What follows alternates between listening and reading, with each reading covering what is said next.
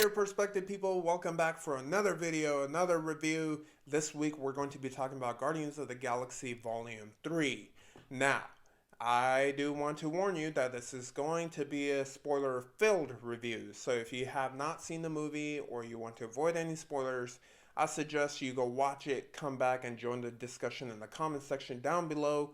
But if you're here, I'm going to assume that you've seen the movie or you don't care about the spoilers. In that case, welcome to the video.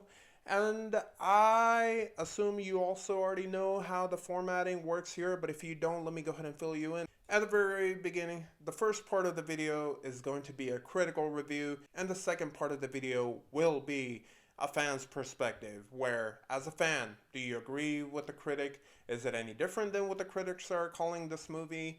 Should you be excited for it? Should you watch it? How did you like it? As a fan, I would go ahead and give my opinion, my personal opinion, and you can kind of weigh the total score at the end. So, what is this movie about?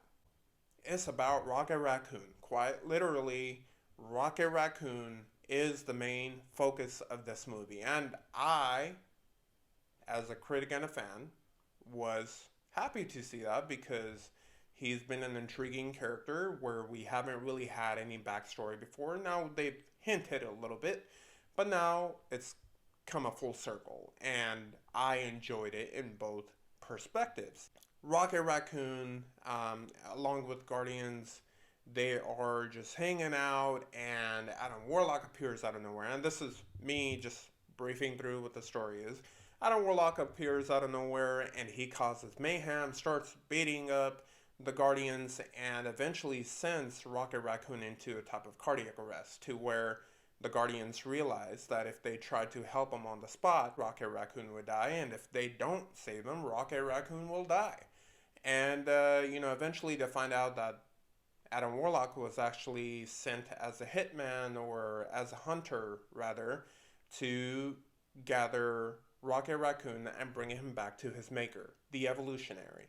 And that is where the flashbacks and the true story begins, because Rocket Raccoon, while he's under this distress, he starts having flashbacks of his creation, from the time he was, you can say, born, along with his friends such as Lila, and you learn about the animal cruelty and this evolutionary guy. He was a madman, just like any villain it really is. And eventually the Guardians go ahead and visit his planet, and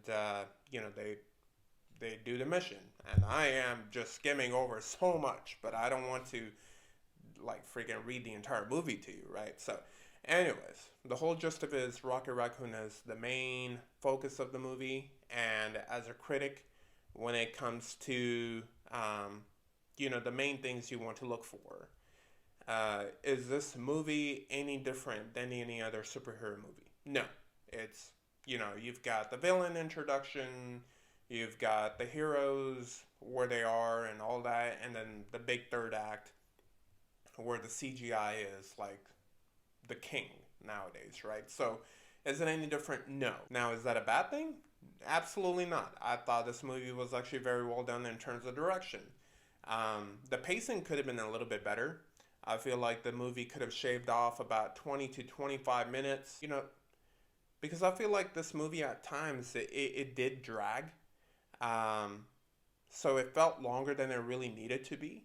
The music wasn't also as great as the previous two, in my opinion. Characters actually worked very well in this one in comparison to the second one. I thought the first one handled them very well. That was something brand new. Whether you were going as a fan or a critic of the movie, I thought you can't say you didn't enjoy the first movie, right? So, and I think that's the case with the third one as well. I went in, I was smiling throughout the entire movie, crying, and a lot of it too, but, with the animal cruelty and everything they show in there. But the characterizations were great.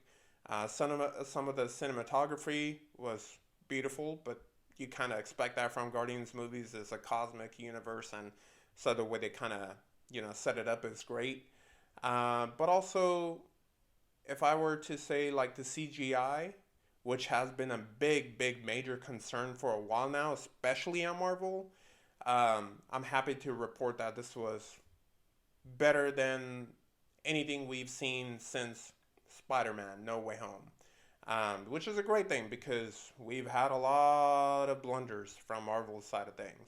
I'm sure CGI has been bad overall, but I thought Marvel, particularly Marvel, has been bad, especially with the shows and everything. So I'm happy to report CGI in this is great. Now, um, was this movie anything, unique, where you would be like, wow, this is where this movie, where is Oscar worthy or anything? No. Um, I can't stress it enough that as a critic, I think you kind of have to just expect what a superhero movie is now. And if you're going to be going in as a movie critic, um, you're really going to start finding these movies to be basically kind of the same. So, uh, to give you a critical review, I would kind of give it a 7 out of 10. It wasn't something so big, so great, but also it wasn't anything boring either. It was still good. It's a good watch. Now, as a fan, it was completely different. What I mean by that is that, putting the critical eye away, as a fan, this is Marvel at its best. And it sucks and it's scary that it, this movie, after so long, felt like was finally using the Marvel formula. They weren't trying to push, new themes and everything at you, but rather using their organic Marvel formula where it was just a mixture of every emotion you would want. And it was a movie that knew that it was a Marvel movie. It wasn't trying to be anything more. And I thought that worked very well, but that's also very scary because the director of it is James Gunn. And we all know that James Gunn is heading to DC as the head of DC Studios. And I know that some people are saying, well, he can always come back and direct more movies, but I don't know, man, because that comes with branding, but also is he really going to have the time to do any of that with all these projects he's going to be handling for the next 10 years? I just don't know. And to be quite honest with you, I hope that Marvel can see that, people are loving this movie because it's a Marvel movie, right? And what I mean by that is he's using the Marvel formula. It's using everything organically, which is what every fan has wanted for a very long time. So, as a fan, seeing Rocket Raccoon's origin, seeing the team chemistry working together, to seeing all the little closing of the loops they've done, I would give this I would say this is, it lived up to the hype. I thought it's better than what critics are calling it. I think it had like a 70 something percent on Rotten Tomatoes. I would personally go with the audience score, which is like 90% or somewhere there, or in the high 80s. I would definitely be with that. I would give this an 8.5. I will give this a 9. Combining it together, you could say this movie is an 8 out of 10, if that's how you want to go about it.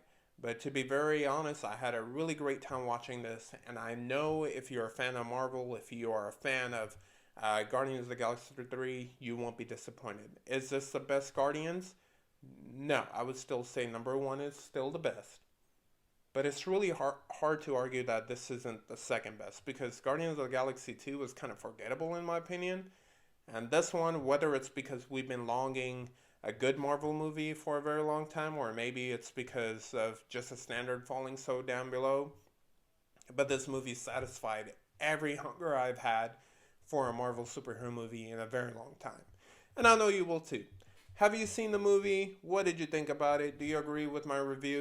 Whatever your thought is, please go ahead and leave your comments in the comment section down below. And don't forget to subscribe. And one important thing that this movie teaches, that I've been emphasizing and everything. Man, the world can be mean. We just need to go ahead and focus on spreading the love. Do your part. Until next time, have a great one.